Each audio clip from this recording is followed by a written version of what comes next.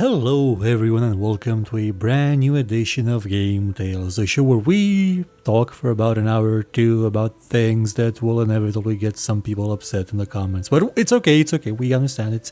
We don't make this show with the idea that we're super duper experts about everything we're talking about. It's more about our personal experience with the topic at hand. And today's topic is that of religion. No, it's that of Jesus applied to his personification as the patron lord of random bullshit in video games. And I am joined today again by Steven from the channel See Nonsense. Hi, Steven. Hey, Unicom, and good morning, afternoon to our listeners. I hope everyone's had at least a decent week, at the minimum. Hoping. Hopefully. So, have you heard the good word of RNJesus? Oh, have I heard the so-and-so word of RNJesus, especially lately, considering my, I think it was like half a year, maybe close to a year-long period of playing a lot of PUBG. A lot of RNGs in that one. Oh yeah, it's I actually made a video relating to the RNG problem in PUBG, but whenever you're a small channel trying to do some content on something that is already well established by other channels, it's channel suicide. So basically, no one. Never ends well. I know.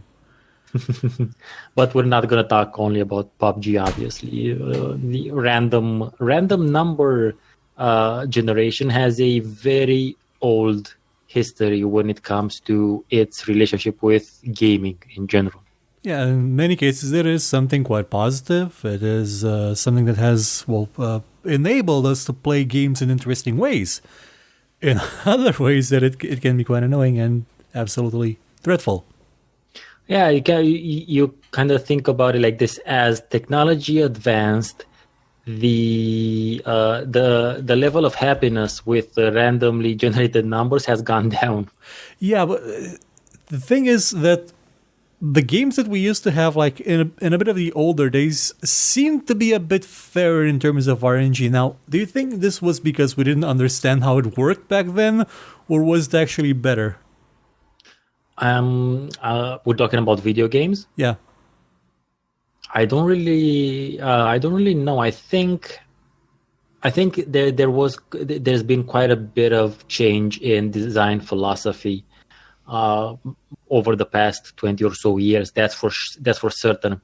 Obviously, the math hasn't changed. Like the facts haven't changed, but the ways in which game designers have made their games has definitely changed. So I don't know if it's. I don't know if it was better. I think it might have been that they were more honest. Yeah, with that I can absolutely agree, because one of the things I always liked about the old role-playing games, where you used to crit fail constantly sometimes, is that often you would be shown the dice roll. Absolutely. So there was no messing about with, what actually happened. Yep. And also, and this is I would like to think it's a much more better known fact now, but when it comes to designing games, designers have reached the point in which they know how to induce a false sense of achievement into their players. Yeah. Namely, there's a lot of examples that have been touted. For instance, have you anyone ever noticed how that last bit of life tends to somehow survive longer than it should in an FPS or something of that sort?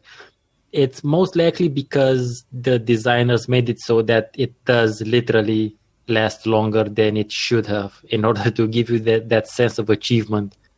Yeah, I remember there was quite a very big thread with how game designers cheat and try to make you look better in video games. Exactly. You also have, like, even in games where you don't, in old games, when you got hit once, you used to sort of blink in and out and had a period of invulnerability. Yeah, like we still have that in games. Yeah, we still have that in games, but it's just hidden. It's hidden, so you don't see that, you don't feel, you're not aware of it, and that's why it still happens. Yeah, it's more of a cheat, true. And this is also what I meant when I said that in the older games, the games themselves tended to be more honest, that they literally told you what's going on. You got hit, you're slightly invulnerable now for like 3 seconds. Go. And also showing the dice rolls, it's always important. And that's where the huge difference comes between my personal feeling, and again, this is my opinion, my personal feeling between randomness when it comes to video games and randomness. And when I say randomness, I mean literally just random number generation when it comes to the tabletop realm. Because physically handling the dice gives me, like, it's psychological, obviously, but gives me more of a palpable sense of I'm doing this with my own hand, whether I'm succeeding or I'm failing. I know I did this. It's my responsibility. Yeah, absolutely. And there's also the issue of when you throw a dice, you know what the possibilities are. You know how a dice is going to behave. And I'm not saying this that you can game the dice and throw it a certain way to get a certain number, but it will roll like in a predictable way. So when you see it roll, you kind of get, the emotions, the exhilaration, the panic sometimes of seeing it roll around and just getting closer to the number you want and then missing. Whereas with a random number generator that's never shown to you until you see the final result, you don't get that. Yeah, it's a bit of a double shiky whammy because first of all, the rolling is instantaneous, so there's none of that. The build up. Yeah, no build up, no thrill. Really, there is really no thrill into it. And if also you can see the result, that's like even like, I guess I hit him. Sure, you just know that something happened. Yeah. So that's where a big. I don't know. It's fundamental as far as I'm concerned, but it's more of in the sense of how I approach the things. How the same thing, random number generation, I can see as two very different emotions. Yeah, when it comes to video games, I'm not that happy with it. When it comes to the tabletop realm, I'm right there, which it's fucking awesome. Yeah, it's all transparent. It's all there. It's you're doing it with your own hand. It's all about the duality of man. Yeah.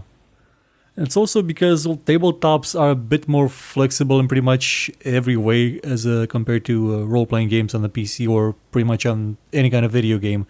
Because it's an evolving story that you take the consequences of the dice roll and roll with it. You adapt to it. Whereas in a video game, you get a game over sometimes because of it.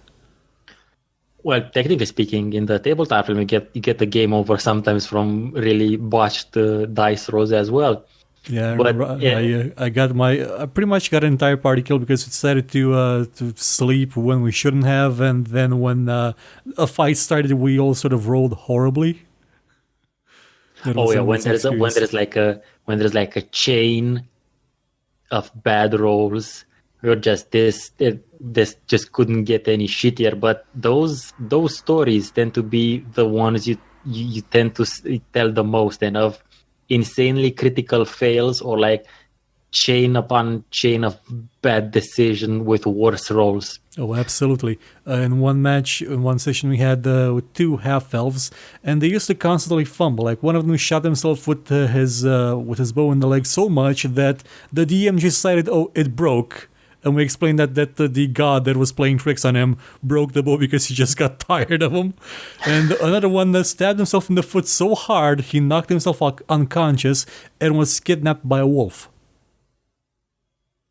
And that's the type of thing that will never happen in a video game. Absolutely. At least up until some very intrepid RPG gaming entrepreneur who has some knowledge relating to AI, since we talked about it earlier, just decides to teach an AI how to DM. Yeah, we have a lot to expect from deep learning in the next couple of decades. Yeah, and then we'll see. Because I saw some of the texts or books generated by AIs, and like some scientist fed all the Harry Potter books to an AI and told it to write another Harry Potter book. And it's so fucking insane that I think that sort of weird random approach would lead to some crazy shit happening in games. But it will still have to be able to somewhat interpret and interact with, all of this meat-baggy, fleshy humanity stuff. Yeah.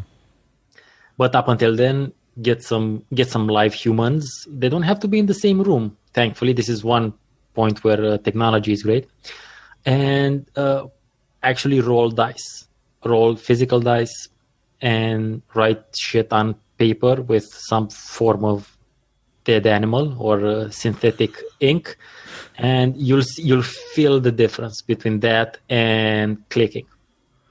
Yeah, Roll20 has a dice simulator where you actually see the dice rolling, but the result always tends to be a bit.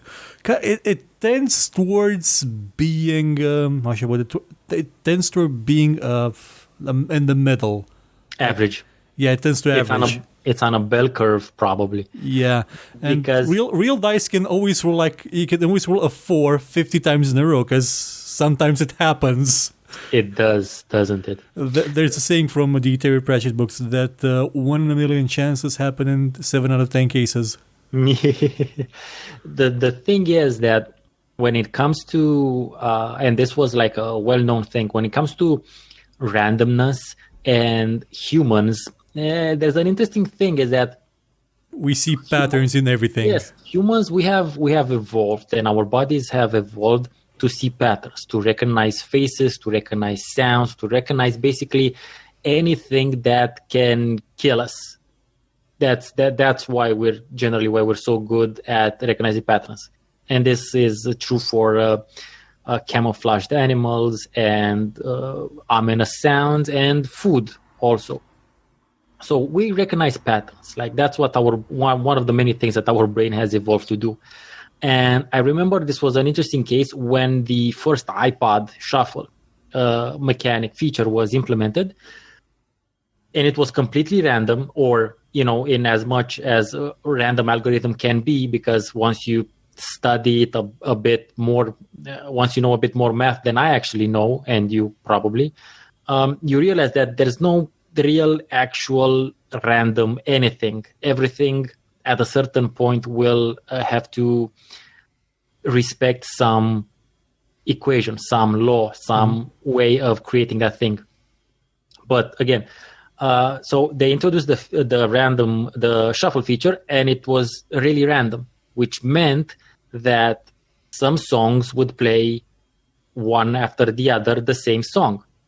So obviously humans, we didn't perceive that as being random. We perceived that as being somehow weird, because again, if you had 3 songs from the same artist, due to pure randomness, each one of those songs had an equal chance of being played next. Mm-hmm. And if the shuffle feature played that artist's songs one after the other, your human brain obviously says, well, that's not random. So all of this feedback went back to Apple, and they had to actually create a special algorithm which wouldn't repeat songs up until a certain period of time. Yeah, so they made it more random by making it less random, basically. Yeah, they made the perception of randomness by actually making the thing less random. Yeah. So I feel that's an important thing to take into account and to discuss, because it's also somewhat linked to my feeling relating to me physically throwing the dice and me clicking the mouse. In one situation, my perception of it is that it's completely random, and in the other one, my perception is that it's really out of my influence. Your ability to influence it. Yeah. Yeah. Not that I would be able to influence the other thing either, but it's just more of an analogy. Yeah, the throwing a dice seems less bullshit than what the game gives you usually. It does because I think it's due to the fact that much like how we evolved to recognize patterns, we've also evolved to use our wonderful hands to make things, also to hit other people with things and to throw things. We're decent throwers, not great ones, but decent throwers. And I think when we do actually cast the dice physically, there's a bit of that feeling of having done an action and expecting a reaction back from the universe, which I think is something that at a fundamental level we all wish to see. We all wish to be doing things and then see the consequences of our.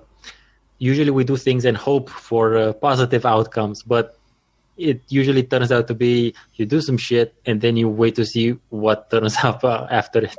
Yeah, because we sort of like we're built with the ability to understand the consequences of events, so predictability, cause and effect. Yeah. And you mentioned the throwing thing. When we throw things, if we do it often enough, we know where something will land. So we are built to understand that. And on the other hand, doing this, having this done for you, is just like it's a huge disconnect. It's a huge. It basically takes you outside of the equation, since it's being done for you. Yeah, you could argue that technically someone made that algorithm and you're actually using or you're acting upon the algorithm, but there's something about the physicality of it that isn't replicatable in except for maybe when we get some of those cool some sort of haptic feedback gloves or something, maybe in that cyberpunk VR version of the world. It'll be here one day soon, hopefully. It could be, sure. I still think one of the best applications for VR will be RPGs. Yeah, no longer have to imagine you're a wizard.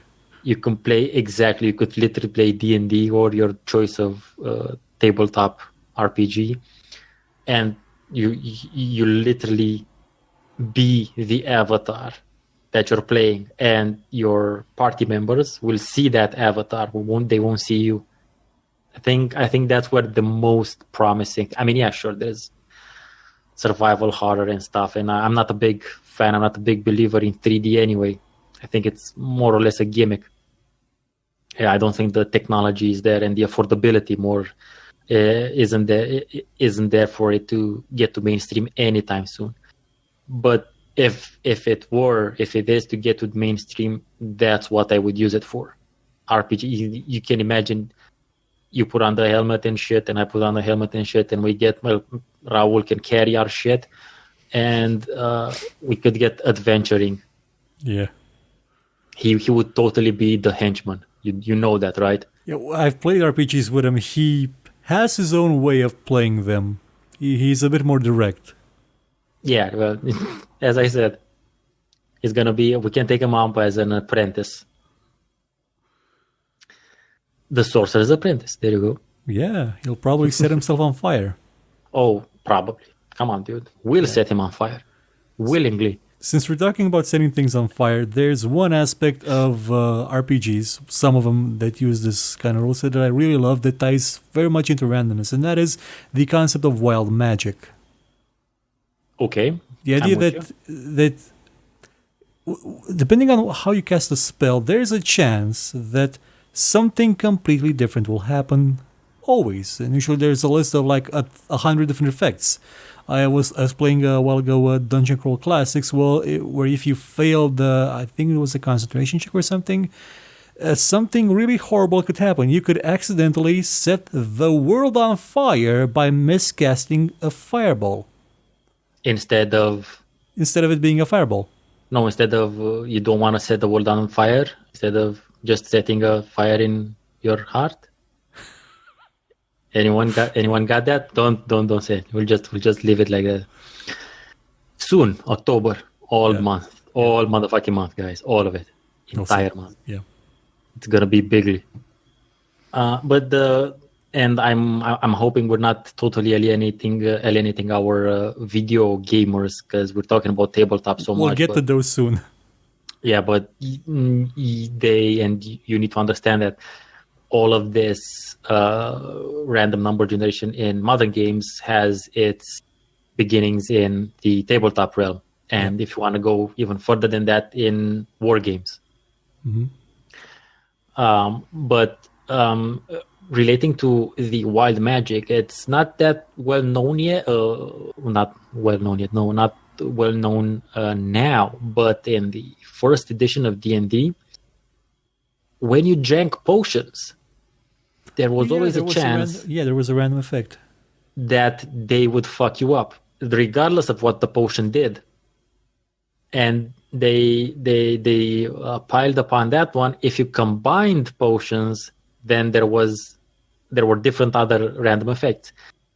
Similarly, in the Warhammer universe, and okay, I'm not current with the Warhammer universe. What I read was a pretty old edition, so this might not be the case anymore. But when it comes to chaos and chaos magic, the explanation is that since the chaos gods, for them, any physical living thing is just a plaything, and they don't really give a shit that much.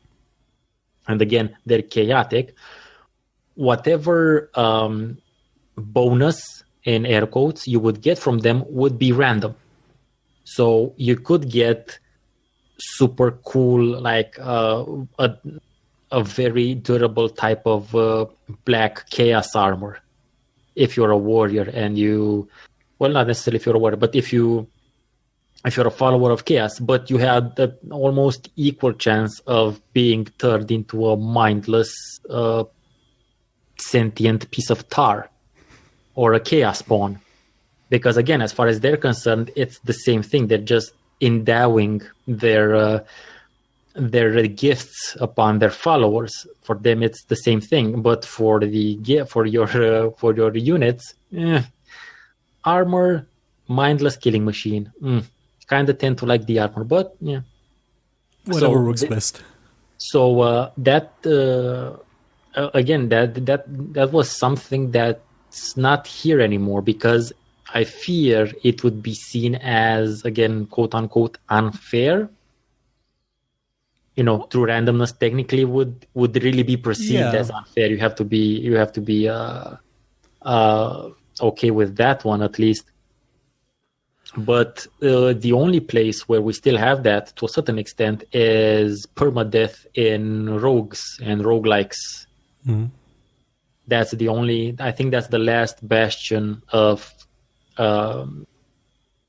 perceived randomness, at least in terms of video games, is the roguelikes. Things like, I'm thinking about FTL, for instance. Mm-hmm. Great game. Yeah, it's heavily based, like, some runs may be impossible because you just couldn't find the right gear.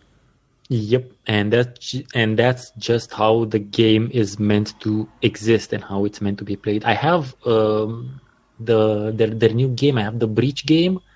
What's it called? It's called Into the Breach. The Breach game. What the fuck? But I haven't gotten around to playing it yet, so I'm pretty sure it's even better than FTL. But I'm thinking about that roguelikes are the only place where we actually get to see that, because I know for a certain that you have, and you've mentioned this, you have quite a bit of a problem when it comes to games that spawn level scaled items that are better than legendary in-game items. Take it away. Like at that point, it just becomes kind of bullshit. I mean, complete bullshit. You have the legendary weapon that killed God, that's got like 150 less damage than some random magic sword you found from a rat. That's the kind of the random generation that is really detrimental to the experience of playing a game. It takes you completely out of the universe. It just makes the mechanics seem like it's worthless. Like it's pointless to have anything other than that magic weapon. And what I don't understand is why didn't they just scale the legendary weapon with your level as well? Would it have been so OP that it would have ruined the experience? Probably not. Did they think that the players would only play the game when given routes? Because that's not the idea of making something open world. Thing is, The Witcher 3 did this, and that was one of the worst parts of the game. And you'd expect it to not do that. Yeah. Okay, they didn't have a system that let the weapons grow in power, which was, well, I guess it would have worked. It made sense, but having random stuff be more powerful than epic swords, that one's not that great. I have a bit of an issue with items that get better. Not in the sense of the same item getting better, in the sense that, this scimitar does 1d6 plus 2 damage, but this broadsword does 1d8 plus 3 damage. They both kill you. Yeah. Regardless whether you poke someone with it or you slash someone with it, or fuck it, even if you bash them in the head with the broadside of it, they will both kill you. Now, I'm pretty sure there can be some differences being made, like depending on the size of the blade. Like there's definitely some semblance of difference between, let's say, a dagger and a claymore. Sure. They both kill you.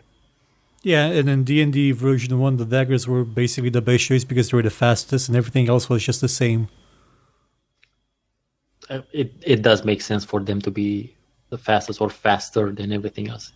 Makes them more dangerous because you have to get up close, but that depends. And now we're getting into we're drifting, of course. Yeah, different discussion, and it's more related to our philosophies upon how we see games. But back to random generation. Random generation is a giant problem in video games when a big mechanic, or you might say the entire crux of the game, relies upon that. And I'm referring straight to PUBG now. Mm-hmm. Where, as I imagine most people listening know, but I'll just go over it. Generally 100 players jump into a predefined map, and they choose where they land. There's a parachute, they land, and all of the locations around the map almost randomly generate items, weapons. They're weighted, so some areas will generate more items, better quality items. Items, depending on the popularity of an area.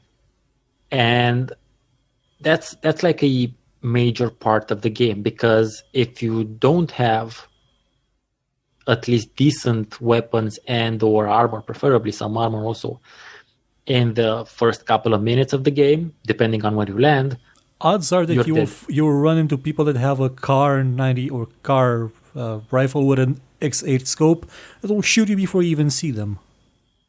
And that's a part where the random generation is. First of all, it's crucial to having a good experience, to having a good, having fun, basically, because it's no fun logging into the game, landing, and finding like a gun and maybe a helmet, and then getting shot without you even seeing who shot you. And also it being done badly. And I understand it's quite a difficult thing to do, to balance out, and no one's going to ever be totally satisfied with it. But at least it needs to be it needs to make it fun for the person getting shot as well. That's one of the things that a lot of multiplayer games have trouble with. Making it fun for the person shooting it and the person getting shot. Because for the person getting shot, there's usually the experience of walking for 20 minutes and then dying. Yeah, I have the video I made about PUBG's RNG problem. I was lucky. Okay, I didn't jump into very populated areas, which, fine, sure. But that's just my style of playing. I like to play passively. I like to just chillax until I have to kill people, because I'm a really poor shot, people. I'm not I'm not too proud to recognize that. I suck at shooting because I'm not an FPS person. I played a couple of them, but I was like, nah, RPGs. Or nah, City Builders 4X strategy games. And in the video I think it took me, I can't really remember, but they say it in the video, it took me something like 17 minutes to find an AR.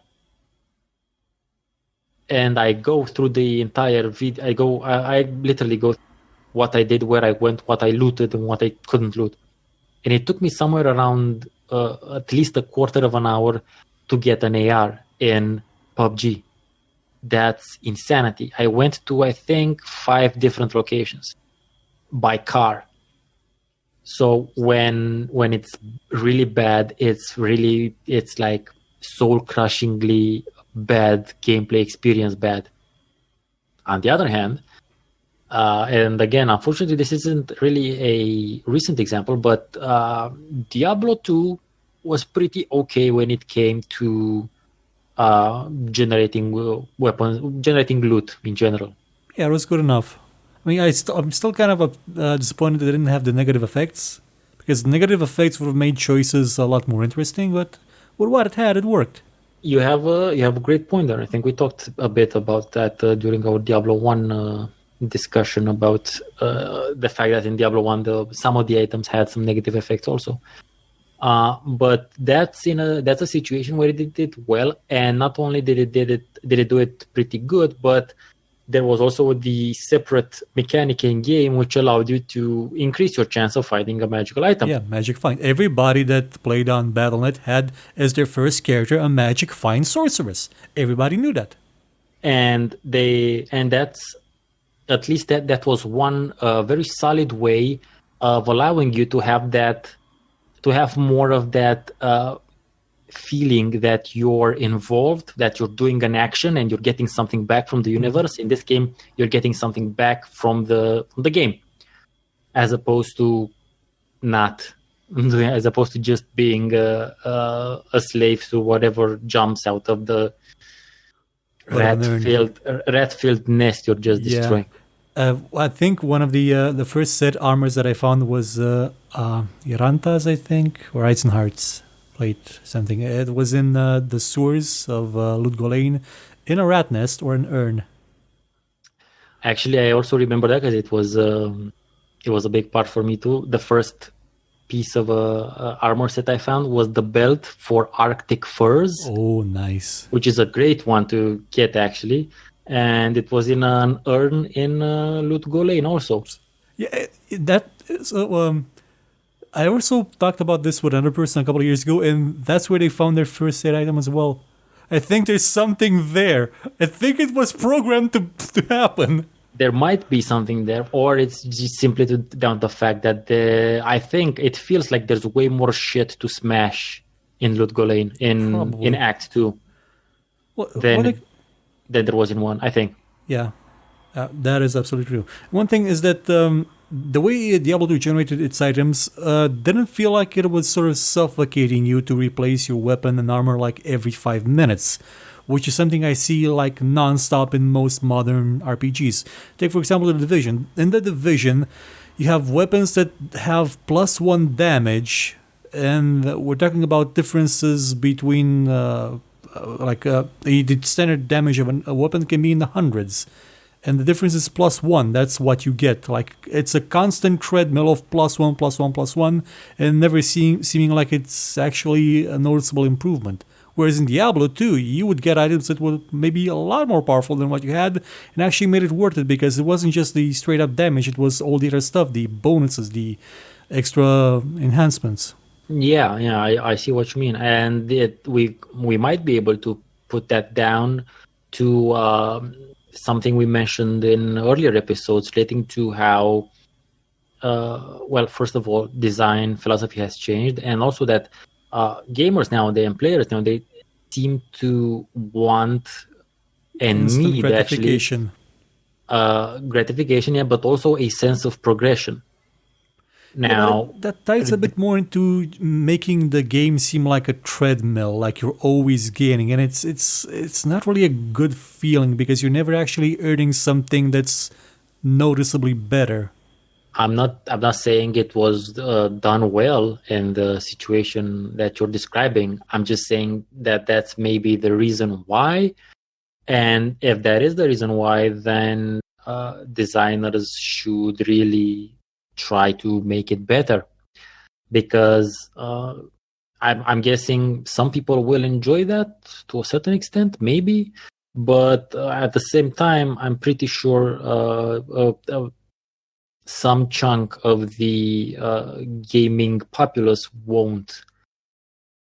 And that, on the other hand, at the end of the day, it tends to boil down to whether or not something is making money or it's not making money, or whom you're making it for.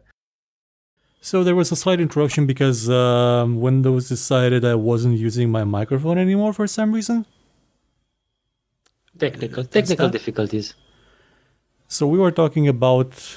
I actually forgot what we were talking about. I think we were around the fact that depending on the lowest common denominator. That's what they're making the games for. Depending on who you're making the game for or the games for, you should keep that in mind when it comes to the design philosophy. When it comes to RNJesus. Mm-hmm. We've mentioned RNJesus very little, considering that this will most likely be the title. Yeah. RNJesus is who we pray to when we wish to not have a bullshit result on our rolls. Never works. Never. He is like Crom. If he notices you, it's bad. And if he doesn't, then to hell with him. Yeah. That bit in that movie was just glorious. It's wonderful. I mean, so Conan the Barbarian is, I think, it's a masterpiece for reasons that you might not think it is. But again, it's a great. On the other hand, it's a great movie to have running in the background of your D&D campaign. Oh yeah. Just as a by the by, I made a video about that a while back with like top 5 movies you might want to have running in the background of your D&D campaign, and you'd be surprised at the amount of backlash I got relating to amounting to comments in the sense that, oh, if you have to have movies in the background, then you're not a good DM, that you're not telling a good engrossing story. And in my mind, I'm like, Jesus, motherfuckers, what the fuck? It's in the background. It's just running there, maybe for like background noise. Maybe I don't take it as seriously as some people do, but shit. Anyway, Conan the Barbarian, great. Yeah. It's also great as a setting. There's been modules made. Hyboria. Yeah. Low magic though. I enjoyed the low magic. I enjoyed the low magic more than the usual D&D high magic, to be honest. Yeah, because in D&D high magic you can turn people into cows. There was, going back to wild magic a bit, there was in Baldur's Gate 2, there was an area of Watcher's Keep in the expansion where if you enter that room, any spell you cast would completely be totally screwed up. That's wonderful. I cast a simple little spell, a protection spell. I think it was protection against elements or something with Minsk. He turned to a woman. So that happened. So the next logical step was, of course, trying to find the condition that triggered that effect in the area and make a character who only had abilities that triggered that effect. Couldn't find the ability, sadly. So I didn't get a chance to make my non-stop wild mage. It would have been fun. It would have been fun if I could put that thing, make it valid for every region in the game. Imagine fighting Irenicus, where all of his spells summon cows or something. There's a different. I mean, I think you could make, and I think they exist, because if we can think of them, probably they already exist. I know that the option was there somewhere. I just couldn't find it, so I'm certain there's a mod out there for that. A setting or a game a gaming system in which using magic is a really bad idea. Well, Dungeon Crawl Classics sort of is that, because if you fumble, there is a list of a lot of things that could go wrong. Like I said, the extreme example was setting the world on fire. Maybe. But I'm thinking more in the sense that magic would tapping into whatever creates magic or something like that would usually always have like horrible effects. They have way worse effects than the positive ones. Like let's say you would get to do something, but your dick would fall off. I think that's one of the ideas that's in the Dragonlance setting, and also in Dark Sun. There's a theory that Dragonlance is Dark Sun in the past, when the magic had not yet ruined the world, because in Dark Sun, magic just drained the life of the world. Yeah, I think it's not just a theory. I think it's a thing that the Dark Sun setting is actually Dragonlance in the future, once magic life basically is the source of magic, sort of, and the spellcasters that feed upon death are usually more powerful because it's much easier to kill than it is to sustain life. There's the volume. So maybe I'll have to do that. Maybe I'll have to make a weird setting for the game I've been quote unquote working on for the past several years that really fucks you up with magic. That would be nice if you want to use it. I'm at the current time I'm only thinking about making it really low magic. Like you can do subtle things with magic.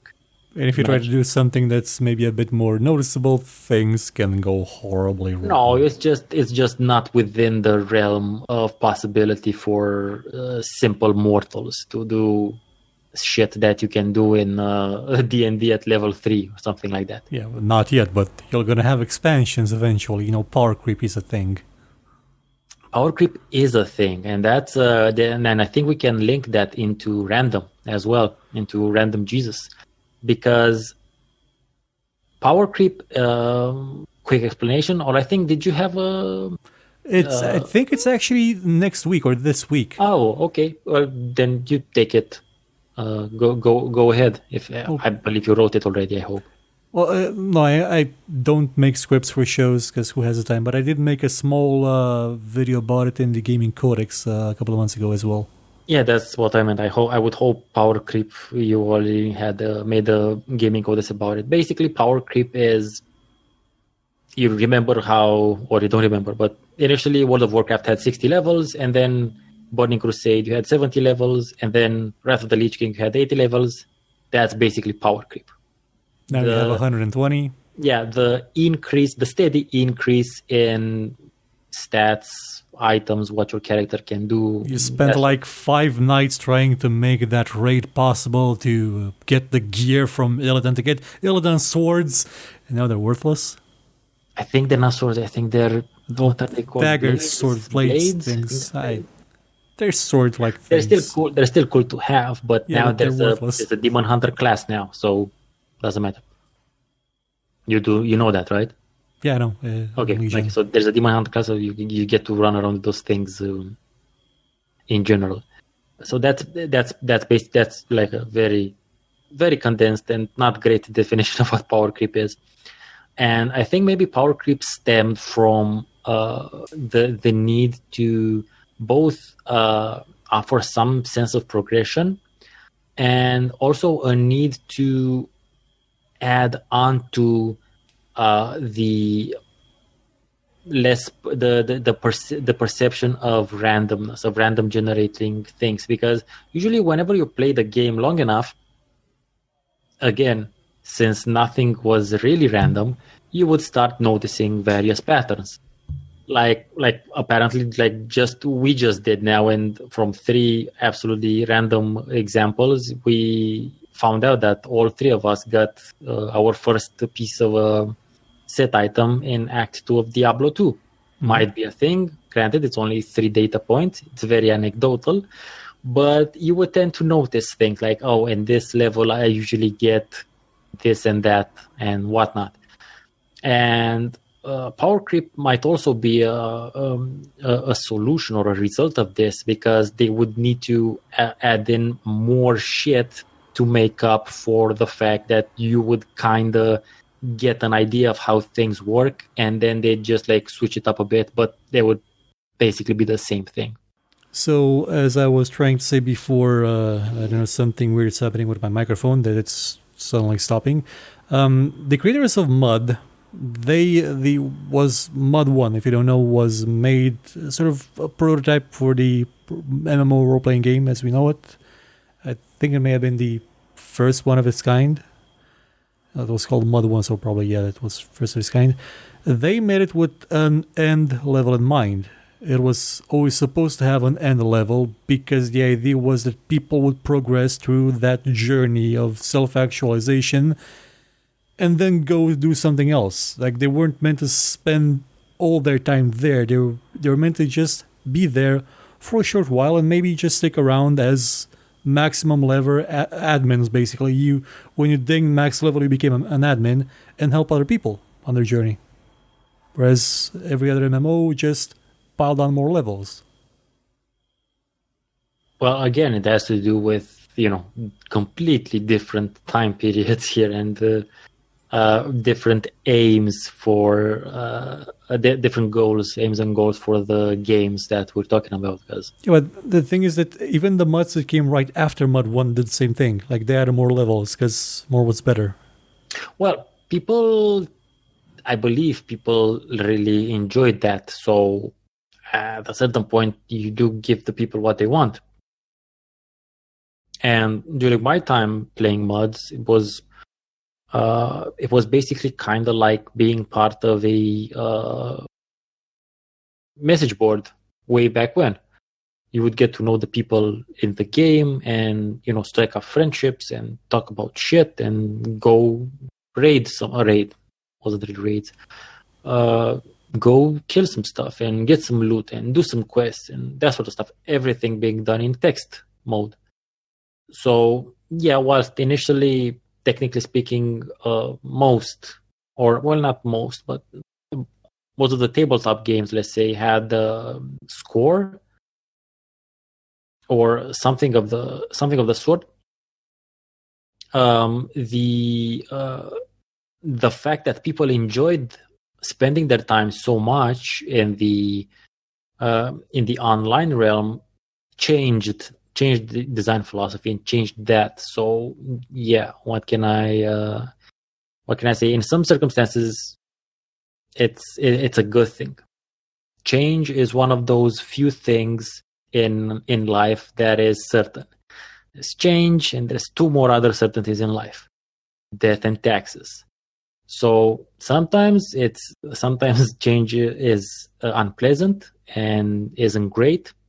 Sometimes it's a good thing because usually actually things need to progress. They need to change.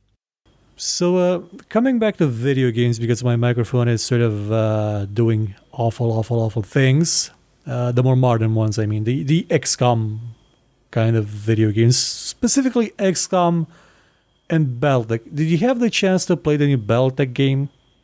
I'm not. I like mechs and shit, but never really appealed to me. But I know you did. Yes, I sure did play Battletech, and well, it reminded me a lot of XCOM, but maybe not in the best way possible, because XCOM has a bit of, the new one, I mean, has a bit of bullshit in it.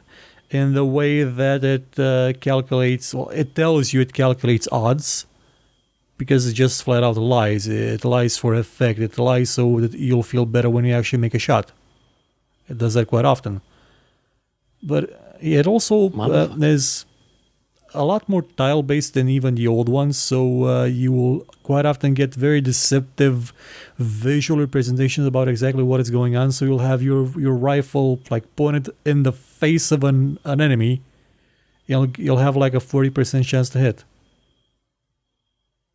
which is usually kind of odd. That is always annoying, and I sometimes, when it's not the situation, when the design of the game is okay. In this case, as you're mentioning, it's not. It's they're fudging it. Usually, I take it in stride. Usually, I accept it as part of my quote-unquote suspension of disbelief, or me accepting the convention that I'm playing a game, and that in this game, this shit can happen. As opposed to, oh, this is trying to replicate reality, so this shouldn't happen, and that sort of stuff. So Yeah, but also it sort of drives you in situations where you're sort of expecting a certain set of results from your random roll of attack, like from 1 to 10, and the result is a purple mackerel, which happens quite a lot. That's more in the realm of bad design or bad implementation or something of that matter, and that's something that shouldn't happen. Something that we should objectively criticize and suggest the industry does better.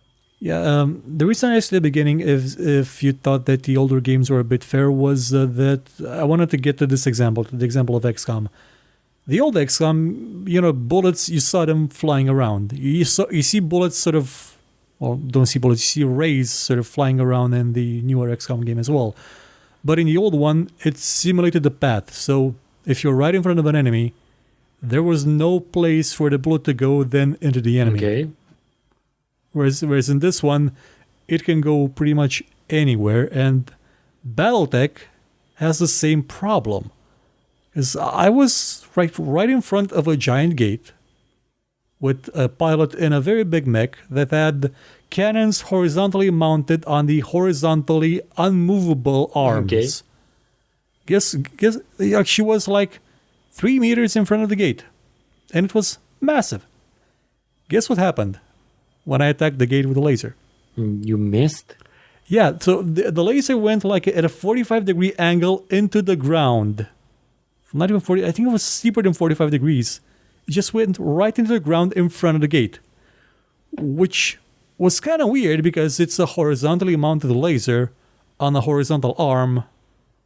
It doesn't bend that way, is what I'm saying. Yeah, I'm seeing what you're saying, and that's one of the examples where the suspension of my suspension of disbeliefs would break down, or when me accepting the convention that I'm playing the game would actually break down, because that thing, even though we're not really replicating realism or trying to simulate reality, that is against all of our knowledge and experience and even intuition of what should happen, of what the result to our action should be. And can tie this back into what we were talking at the start about having the feeling of actually doing things and getting a result from the universe about it, throwing dice, or not having that not being involved in such a primal way and having the things being done for us. Mm-hmm.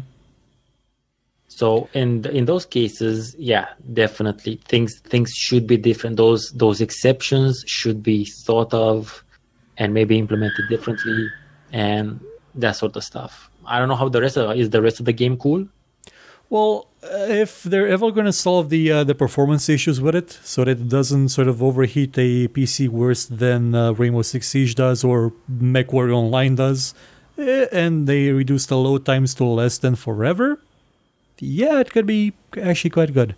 That's a problem, man, and I don't understand. I mean, sure, I'm not a coder, and I can only vaguely fathom the types of effort that go into coding and programming these things.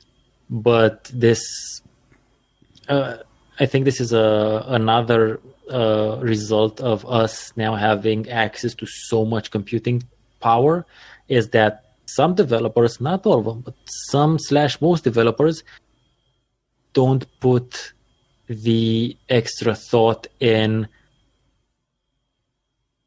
optimizing their games so that they would fit in on particular platforms, let's call it. Because, and I'm not saying they're not working hard, that I totally am aware of how hard they work. I'm just saying that that work is being misplaced in the sense that it's being invested poorly, and creating these games which might look good or might be really cool, but the loading times are insane, the netcode is shit, PUBG, and generally they either overheat your computer or they just crash it. I had periods of time in which PUBG would crash my entire PC, not just the game, my entire PC. They would freeze it, it would blue screen of death it. And maybe it's just like a bad example because it's not the it's not the best of coded games out there. But I had it's a bit of a hodgepodge of different stuff that's not really all that glued well together. I had a similar problem playing Fallout 4, which would literally just crash out of the game on survival mode. That was really annoying. Granted, it was most likely a problem with Windows, because after several Windows updates, that stopped. But I don't know, man. There's a definite difference. There's definitely massive difference in design philosophy when it comes to optimization of the games, because way back when, developers had to both cut content, compress content, and innovate in order for as much of their vision as possible to be able to fit on a disc or on 60K or on 64K or on a CD or a couple of CDs. And I feel that for some time now, due to the fact that those constraints aren't there anymore, we get this thing in which developers just want to throw a bunch of shit on the wall and see what sticks. Without them thinking of, the surface area of the wall, how much you could stick on it, what sort of material you should throw at it in order for it to stick mostly. I think when I went far enough with that metaphor or analogy.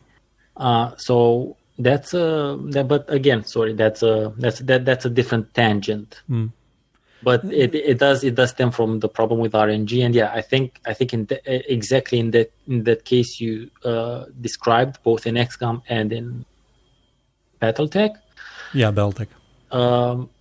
That would have been, as far as I'm concerned, as a wannabe designer, that would have been one of the several exception cases that would be hard coded into the game for that shit to not happen.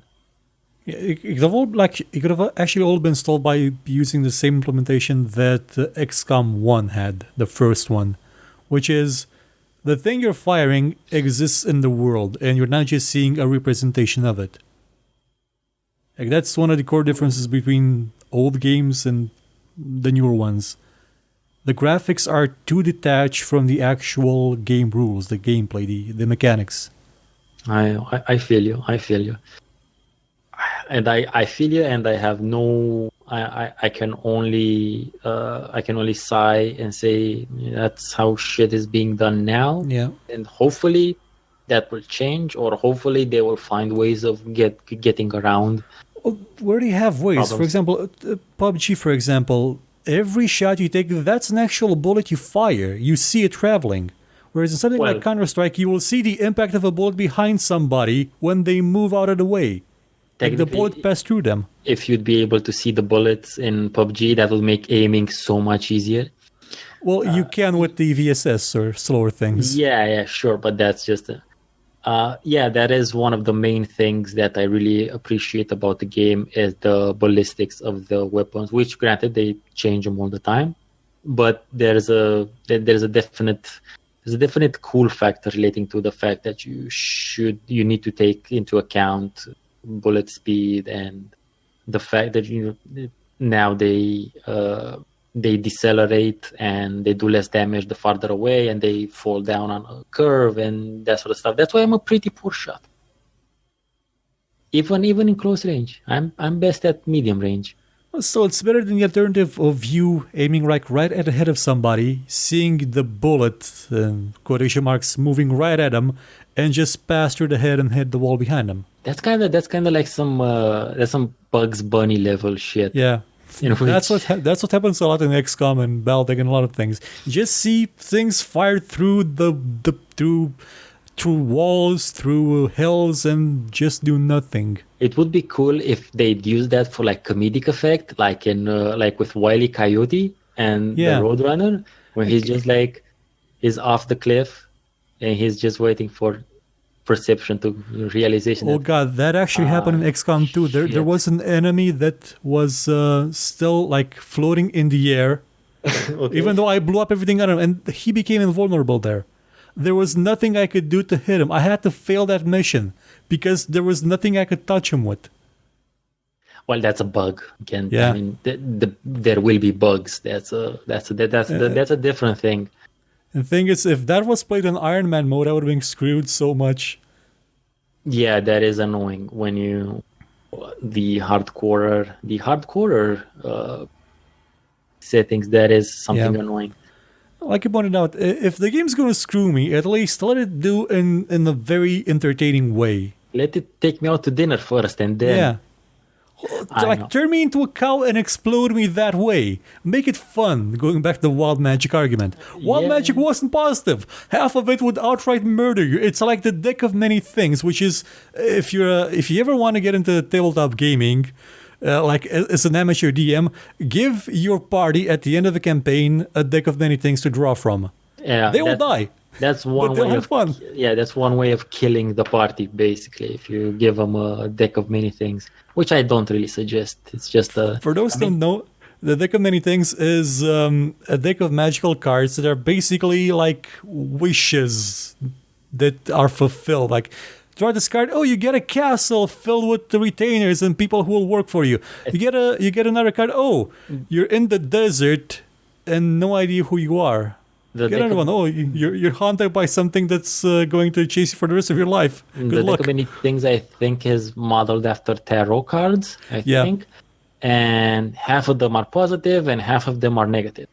And they're all fun. Like even dying to them is fun. And when you get a deck of many things, you have to say the number of cards that you're gonna draw, because that's all you get from the deck of many things, and you draw them in sequence.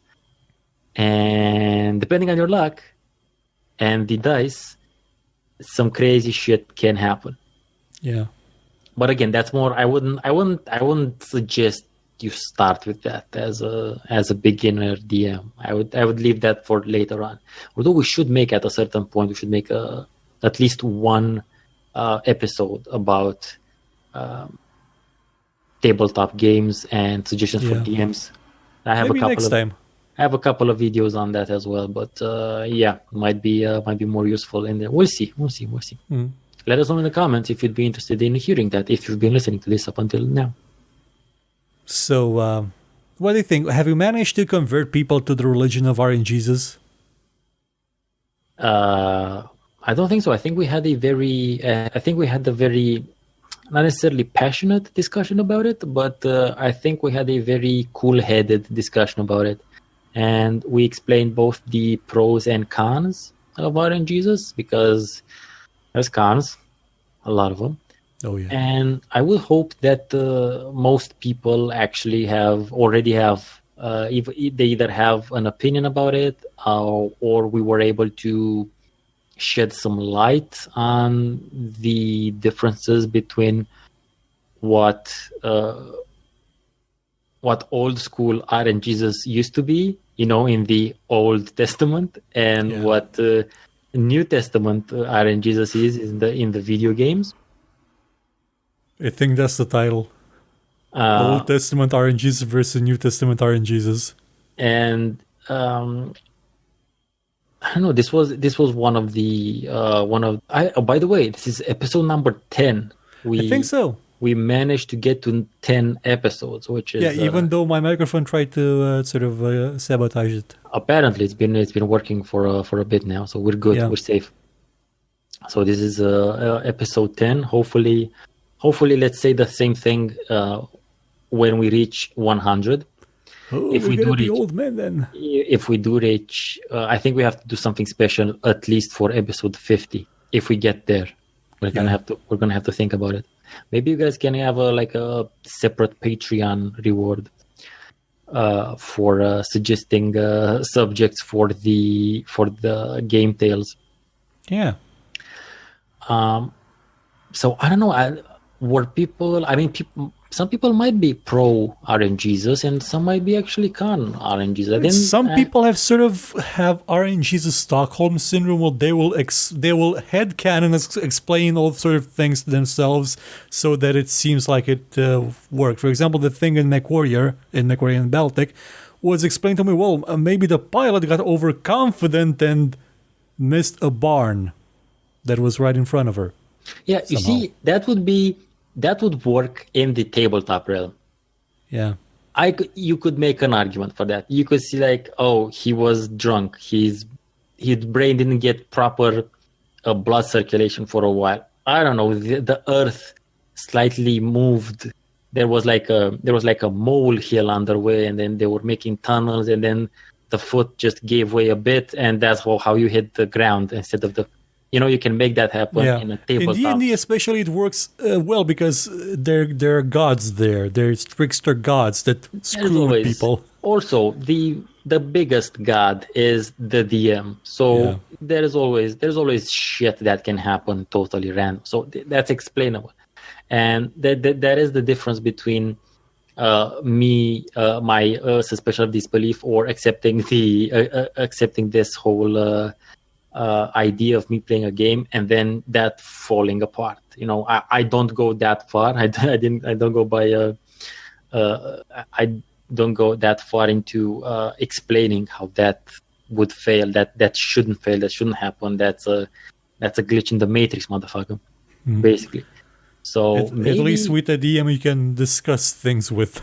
You can discuss things with, and regardless what the book says, what the DM says is law. Yeah. That is what we in the business call rule number 0. The DM can basically and should basically be able to, let's say, modify things if they make sense in the situation or if they make sense for the story. There's some shit that you shouldn't fuck around with.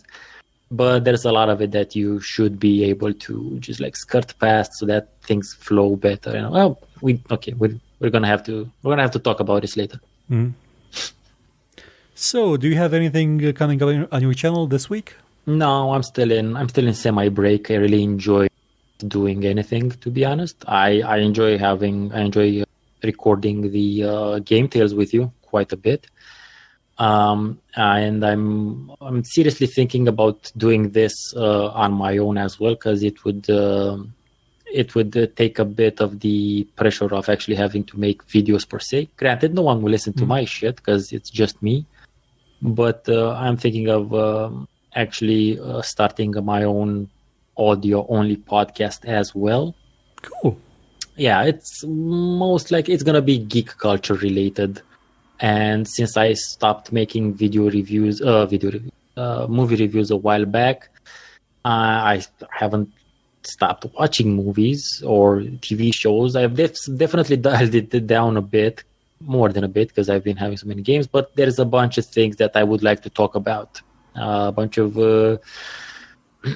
subjects relating to movies that... controversies and that sort of stuff, and some of my very personal fan theories relating to Stranger Things. I have a couple. Good but to know. Nothing this week. But I appreciate our listeners here, and I appreciate the people who comment. Even that guy who called me a Luddite plebeian because I didn't get into the political aspect of Dune. Wow. which was fine because in my defense, I read Dune when I was 13. So maybe if I read it, maybe if I tried to read it now, I'd have a better, I have more patience. But when you're 13, just shit has to have more action, or at least when I was 13. So I just want to know that. I just want the listeners out there to know that and I'm pretty sure you also appreciate them listening to us and commenting and adding their 2 cents onto whatever it is the fuck that we're talking / ranting about. Also, Don't forget about the GaminGHD GOG link. Yeah, I keep forgetting about that. I think we need to plug shit either at the beginning of the podcast or at the end, and just and probably at the end would be a better idea just to plug shit. Yeah. So just for the future. So yeah, guys, if you're gonna buy something from GOG, use the GaminGHD link because these guys are gonna get like a tiny. They're gonna get to with their beak. I think we get 10 cents from a $10 sale or something. Just a little bit, but a little bit can help a lot if it's if several people get around to it. So yeah, that's about it from me. Well, we don't have much to say because we're sort of still on semi-hiatus with with some of the shows. So there's still shows every week, but not as many as there used to be. They'll be back in August when I'm feeling like 110% again. So I guess this will be it for the RNG edition of GameTales. I bid you all goodbye. See you next time.